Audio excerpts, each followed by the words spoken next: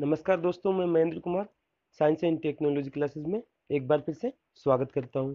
आज हम इस वीडियो में राजस्थान बोर्ड कक्षा 8 साइंस के अध्याय फर्स्ट कृषि प्रबंधन भाग 2 में खेती के चरण नंबर 5 फसल की करना पढ़ेंगे।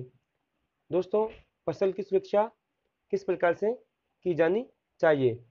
सबसे पहले देखते हैं फसल की खरपतवार से सुरक्षा करने हेतु फसल की खरपतवार से किस प्रकार से सुरक्षा करनी चाहिए, है ना। सुरक्षा करने हेतु हमें समय समय पर निराई गुड़ाई करना चाहिए। दोस्तों, हमें फसल की खरपतवार से सुरक्षा करने के लिए समय समय पर निराई गुड़ाई करना चाहिए एवं खरपतवार नाशी का उपयोग करना चाहिए। नेक्स्ट देखते हैं प्राकृतिक प्रकोप से फसल की सुरक्षा। दोस्तों, प्राकृतिक प्रकोप से फसल की सुरक्षा करने के लिए हमें क्या क्या करना चाहिए। दोस्तों, प्राकृतिक प्रकोप जैसे बाढ़ आना, बाढ़ से फसल की सुरक्षा करने के लिए हमें उचित जल निकासी बनानी चाहिए। नेक्स्ट बात करते हैं सूखा पड़ना। दोस्तों, सूखा से फसल की सुरक्षा करने हेतु हमें सिंचाई करनी चाहिए। नेक्स्ट बात करते हैं प्राकृतिक प्रकोप यानी सर्दी। दोस्तों, सर्दी से फसल की सुरक्षा करने हेतु पॉली हाउस का निर्माण करना चाहिए। नेक्स्ट बात करते हैं आग। आग से फसल की सुरक्षा करने हेतु जल से भरे हुए ओवरहेड टैंक तैयार होने चाहिए। साथ ही अनेक उपाय करके फसल की आग से सुरक्षा की जा सकती है। नेक्स्ट देखते हैं कीट, फफूंद, जीवाणु व वायरल से किस प्रकार फसल की सुरक्षा करनी चाहिए। कीट, फफूंद, जीवाणु व वायरल से फसल की सुरक्षा करने हेतु कीट, जीवाणु, फफूंद व वायरल नाशकों का छिड़काव करना चाहिए। अब बात करते हैं जानवरों की। जानवरों से किस प्रकार फसल की सुरक्षा की जानी चाहिए। जानवरों से फसल की सुरक्षा करने हेतु बाड़ लगाना चाहिए एवं कृत्रिम पुतलों व घंटियों का उपयोग करना चाहिए, जिससे पशु पक्षी व जानवरों से फसल की सुरक्षा आसानी से की जा सकती है। नेक्स्ट बात करते हैं कृषि के चरण नंबर 6। कृषि के चरण नंबर 6 यानी फसल काटना। फसल के पक जाने पर किसान फसल को काटता है, जिसे क्या कहते हैं, जिसे फसल की कटाई करना कहते हैं। दोस्तों, फसल पक जाने पर क्या होता है, किसान फसल को काटता है, जिसे फसल की कटाई करना कहा जाता है। फसल की कटाई 2 तरीके से की जाती है। पहला तरीका होता है पारंपरिक तरीका और दूसरा होता है आधुनिक तरीका। पारंपरिक तरीके में दराती यानी दांतली से फसल की कटाई की जाती है, जबकि आधुनिक तरीका होता है हार्वेस्टर के द्वारा फसल की कटाई की जाती है। अब नेक्स्ट बात करते हैं थ्रेसिंग की। थ्रेसिंग क्या होता है दोस्तों, इसके बारे में जानेंगे। थ्रेसिंग बीज के दानों को भूसे से अलग करना ही थ्रेसिंग कहलाता है। थ्रेसिंग किसे कहते हैं दोस्तों, बीज के जो दाने होते हैं उनको भूसे से जो अलग करने की जो प्रक्रिया होती है उसे थ्रेसिंग कहा जाता है। दोस्तों, थ्रेसिंग के 2 तरीके होते हैं। पहला होता है पारंपरिक तरीका। पहला कौन सा होता है, पारंपरिक तरीका, और दूसरा होता है आधुनिक तरीका। पारंपरिक तरीके में हाथ से फटकना और आधुनिक तरीके में क्या है, कंबाइन मशीन से फटकना, है ना। पारंपरिक तरीके में हाथ से फटक कर फसल को साफ किया जाता था, भूसों को और दानों को अलग अलग किया जाता था, जबकि आधुनिक तरीके में क्या होता है, कंबाइन मशीन की सहायता से भूसों और दानों को अलग अलग किया जाता है। नेक्स्ट बात करते हैं कृषि के चरण नंबर 7 यानी अनाज का भंडारण करना। अब इसमें जानेंगे अपन कि किस प्रकार से अनाज का भंडारण करना चाहिए। दोस्तों थ्रेसिंग के बाद अनाज को घर पर ले जाया जाता है। किसान क्या करता है, थ्रेसिंग के बाद अनाज को घर ले जाता है या फिर सीधा ही मंडियों में ले जाता है। दोस्तों अब बात करते हैं साइलो की। साइलो क्या होता है? अनाज के भंडारण हेतु मंडियों में भंडार गृह होते हैं जो आपने देखे होंगे, उन्हें ही साइलो कहा जाता है। साइलो किसे कहते हैं दोस्तों? अनाज के भंडारण हेतु मंडियों में भंडार गृह होते हैं जिन्हें साइलो कहा जाता है। नेक्स्ट बात करते हैं अनाज की सुरक्षा करना। किस प्रकार से अनाज की सुरक्षा करनी चाहिए? अनाज की सुरक्षा के निम्न उपाय हैं। पहला देखते हैं, नमी दूर करने के लिए, अनाज की नमी दूर करने के लिए उसे संभावित है गर्म, धूप, सूखे एवं हवादार स्थान पर अनाज का भंडारण करना चाहिए। दोस्तों जब खेत से अनाज को घर लाया जाता है तो उसमें कुछ नमी रह जाती है। उस नमी को दूर करने के लिए जहाँ तक संभव हो उसे धूप में हवादार स्थान पर रखना चाहिए।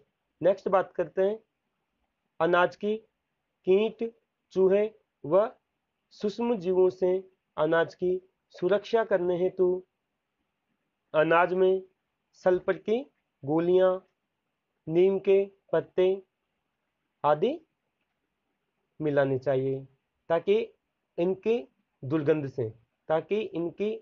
से कीट, चूहे व सूक्ष्म जीव अनाज से दूर रहे। दोस्तों सल्फर की गोलियों को अनाज में सुरक्षित रखना चाहिए। सल्फर की गोलियों को अनाज में सुरक्षित रखना चाहिए ताकि सावधानी पूर्वक वापस निकाला जा सके। नेक्स्ट देखते हैं, अब बात करते हैं राजस्थान के विभिन्न जिलों में उगाई जाने वाली प्रमुख फसलों की। दोस्तों राजस्थान के विभिन्न जिलों में कौन कौन सी फसलें उगाई जाती है और कौन कौन से फसल उत्पादक जिले हैं उनके बारे में जानकारी प्राप्त करते हैं। दोस्तों फर्स्ट बात करते हैं बाजरा की। बाजरा के जो उत्पादक जिले हैं वो हैं अलवर, जयपुर, नागौर, जोधपुर, सीकर, बाड़मेर आदि। जबकि नेक्स्ट बात करते हैं मक्का की। मक्का उत्पादक जिले हैं चित्तौड़गढ़, उदयपुर, भीलवाड़ा, बांसवाड़ा, राजसमंद आदि। नेक्स्ट बात करते हैं ज्वार की। ज्वार उत्पादक जिले हैं राजस्थान के ज्वार उत्पादक जिले हैं अजमेर, पाली, टोंक, भरतपुर, अलवर। चावल है ना, अब बात करते हैं चावल की। हनुमानगढ़, बूंदी, कोटा, प्रतापगढ़ और बांसवाड़ा में चावल का उत्पादन किया जाता है। नेक्स्ट बात करते हैं गेहूं उत्पादक जिलों की। गेहूं का उत्पादन श्री गंगानगर, हनुमानगढ़, अलवर, भरतपुर और बूंदी में किया जाता है। नेक्स्ट बात करते हैं जौ उत्पादक जिलों की। दोस्तों जौ का उत्पादन जयपुर, हनुमानगढ़, श्री गंगानगर, अलवर,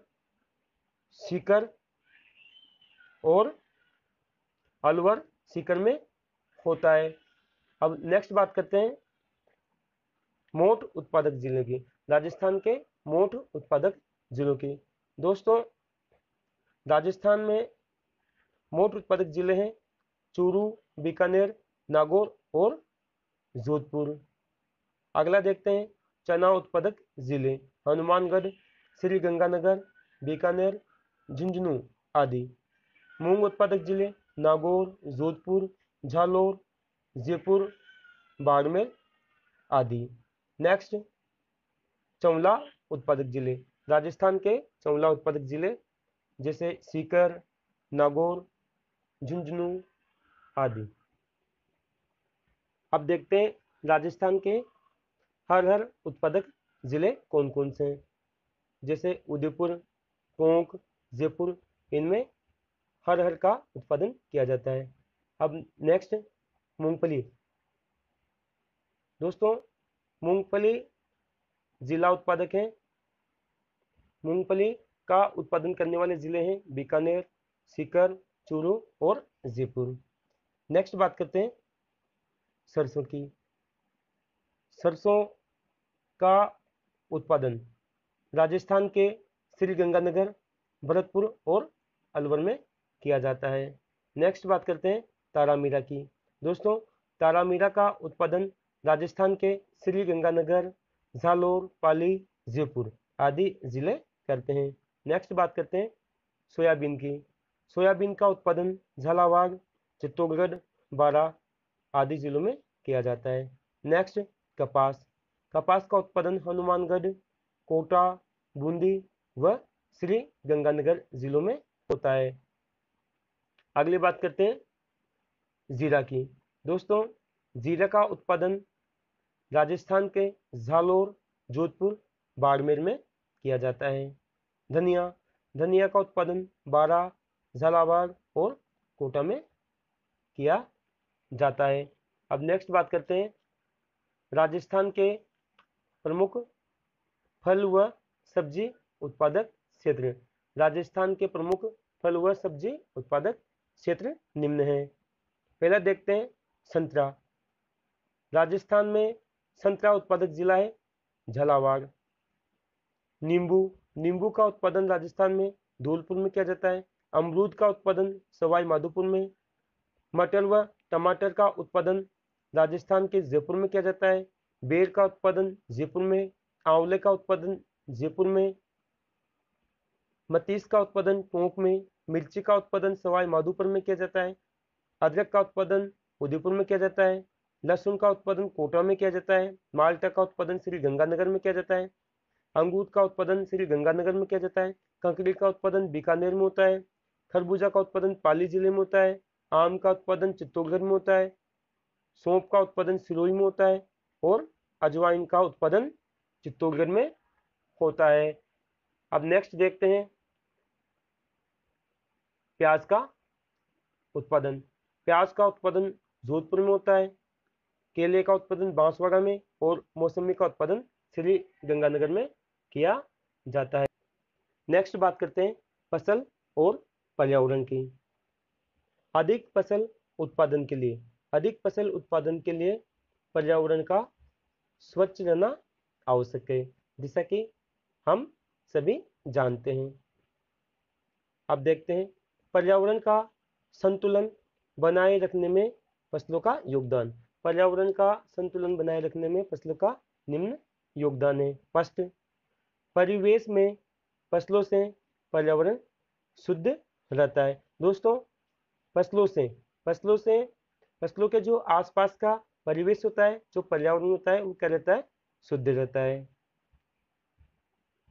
अगला देखते हैं फसलें वायुमंडल की आर्द्रता को बनाए रखने में सहायक होती है।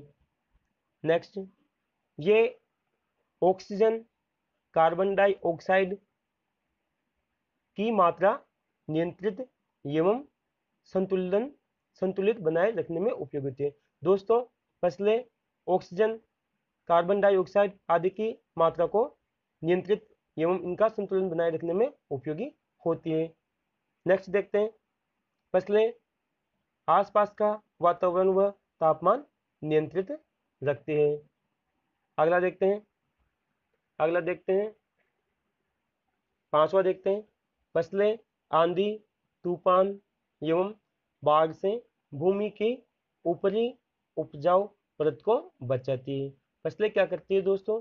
आंधी, तूफान, बाढ़ आदि से भूमि की ऊपरी परत जो रहती है, ऊपरी परत की जो मिट्टी रहती है, उसको बनने से बचाती है। नेक्स्ट बात करते हैं यह वायु एवं ध्वनि प्रदूषण को कम करती है। यह वायु एवं ध्वनि प्रदूषण को कम करती है। नेक्स्ट, फसलें जंतुओं को जीवन एवं सुरक्षा प्रदान करती है। फसलें क्या करती है दोस्तों? फसलें जंतुओं को जीवन और सुरक्षा प्रदान करती है। नेक्स्ट बात करते हैं प्रोफेसर एम.एस. स्वामीनाथन का जीवन परिचय व योगदान। दोस्तों, प्रोफेसर स्वामीनाथन का जीवन परिचय और उनका योगदान इस प्रकार है। प्रोफेसर स्वामीनाथन का जन्म 7 अगस्त 1925 में हुआ था। उनका जन्म स्थान था कुंभकोणम, तमिलनाडु में। ये भारतीय आनुवंशिकी विशेषज्ञ थे। ये हरित क्रांति के क्षेत्र में श्रेष्ठ योगदान देने हेतु विख्यात थे। इन्होंने 1966 में मेक्सिको के बीजों को पंजाब की घरेलू किस्मों के साथ संक्रमित यानी मिलान करके उच्च उत्पादकता वाले गेहूं के संकर बीज विकसित किए थे। इन्हें विज्ञान एवं अभियांत्रिकी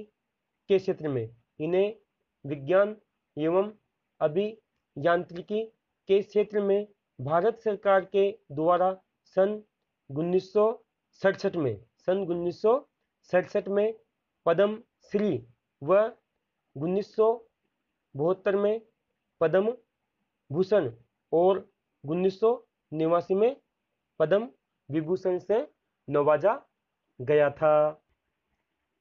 दोस्तों, इसी वीडियो के साथ चैप्टर समाप्त होता है। आशा करता हूँ मेरे द्वारा दी गई जानकारी आपको ज़रूर पसंद आई होगी। Please like and subscribe our channel. Thanks for watching this video.